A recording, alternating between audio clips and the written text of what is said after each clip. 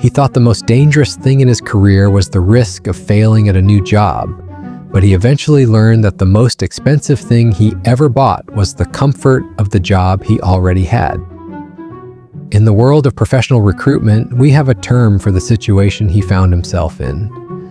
We call it the golden cage. It's a place where the salary is high, the expectations are low, and the walls are padded with the finest benefits.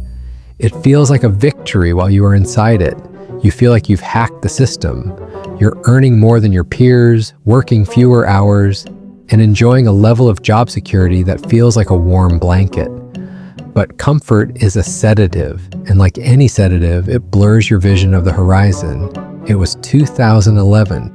He was 39 years old, working as a regional operations manager for a legacy pharmaceutical distribution company. He had been with the firm for 12 years. He was the person who knew where every physical file was kept, even though the world had moved to the cloud 5 years prior. He earned $140,000 a year. He had a company car, a generous expense account, and a pension plan that felt like a guaranteed victory lap. His daily routine was a masterpiece of efficiency. He would arrive at 9, spend 2 hours answering emails that required very little thought, take a 90-minute lunch at the bistro across the street, and spend the afternoon in strategic meetings that were mostly just social gatherings with other veterans of the firm. He was rarely stressed. He never took work home. He was the king of his own small, quiet hill. Over those 12 years, the world outside the pharmacy walls was changing at a violent pace. Supply chain management was being revolutionized by real-time data, AI-driven logistics, and lean manufacturing principles. New competitors were entering the market with half the staff and 3 times the speed. But inside his office, the old way was still the only way. Every year, like clockwork, a headhunter would call him. They would offer him roles at younger, more aggressive firms. These roles often came with a similar salary, but they required a massive increase in accountability. They wanted him to build departments from scratch. They wanted him to master new software suites. They wanted him to travel every time he did the same calculation. He looked at his comfortable desk, his 15-minute commute, and his predictable 3% annual raise. He compared it to the chaos and the risk of a new environment. He would tell his wife, "Why would I leave? I've got it made here. I'm too old to be a beginner again. Let's just ride this out until retirement." He chose comfort. Every single year, for a decade, he chose the path of least resistance. He stayed because it felt like a bargain. He thought he was getting away with something. He thought he was winning because he was getting paid an executive salary for doing what had essentially become an administrative task. Let's look at the price of that comfort over the next 14 years. For the first 8 years, the bargain held. His salary grew to $165,000. He bought a second home by the lake. He felt settled. He watched the industry news and saw the volatility in other firms, mergers, layoffs, tech-driven upheavals, and he felt a smug sense of validation. He was safe. He was unfireable. But safety in a stagnant environment is an illusion. It isn't that the danger isn't there. It's just that you've closed the curtains so you can't see it approaching. In 2023, the curtains were finally torn down. The legacy pharmaceutical company was acquired by a global healthcare giant. The new owners didn't care about his 12-year history or his knowledge of where the physical files were kept. They didn't care about his loyalty. They brought in a consultancy team to audit the operations. Within 6 weeks, they realized that his entire department was a relic.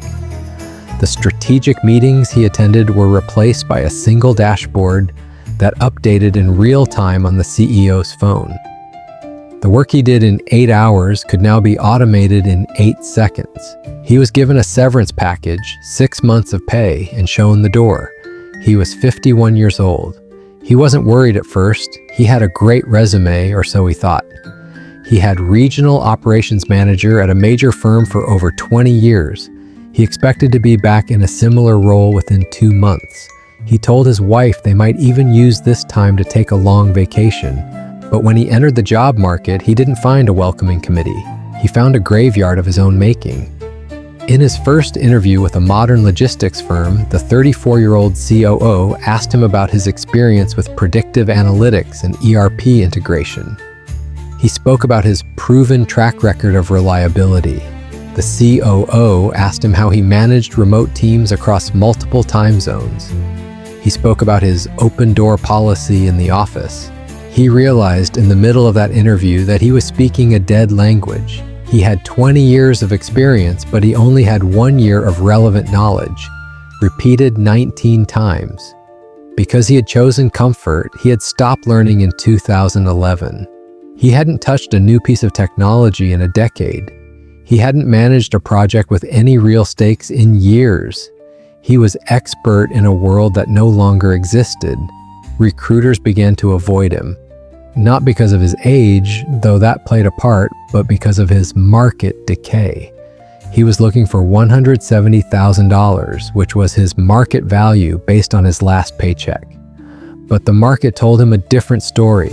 The market told him that for $170,000, it expected a leader who could navigate a tech-driven global supply chain. It expected a builder. It expected someone who had spent the last decade in the trenches of the digital revolution. For the skills he actually possessed, basic administration and legacy process management, the market was only willing to pay $85,000. The gap between his ego and his reality was $85,000 a year. That was the hidden price of his comfort. He spent 18 months unemployed. The lake house was sold. The company car was replaced by a 10-year-old sedan.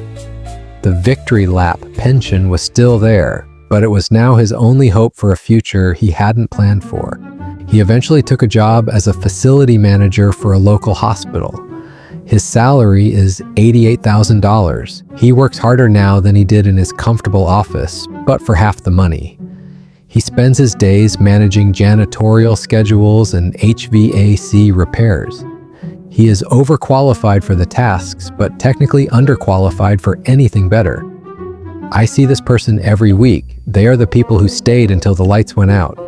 They don't understand that a high salary is not the same thing as a high market value. A company can pay you whatever it wants, but the market will only pay you what you are worth to someone else.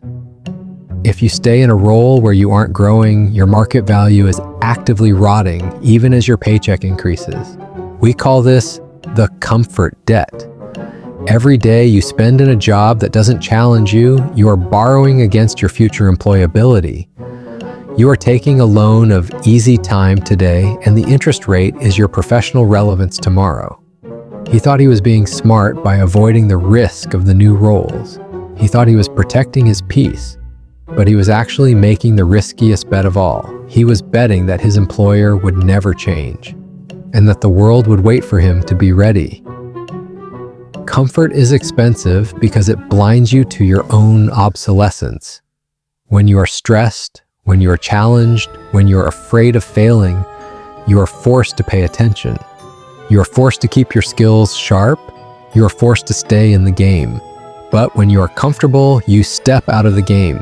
You sit on the sidelines and watch the world go by, thinking you've already won.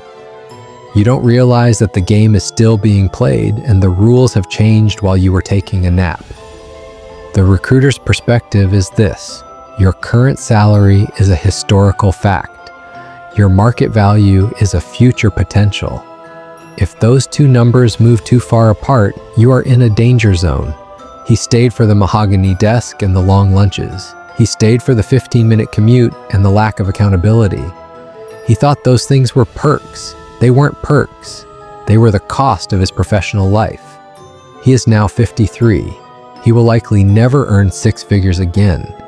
He will spend the next 12 years working a job he doesn't enjoy for a salary that barely covers his bills, all because he was unwilling to be uncomfortable in his 30s and 40s. Every decision has a cost. Some we pay in the sweat of the struggle. Others we pay in the tears of the realization that we stayed too long in a place that no longer needed us.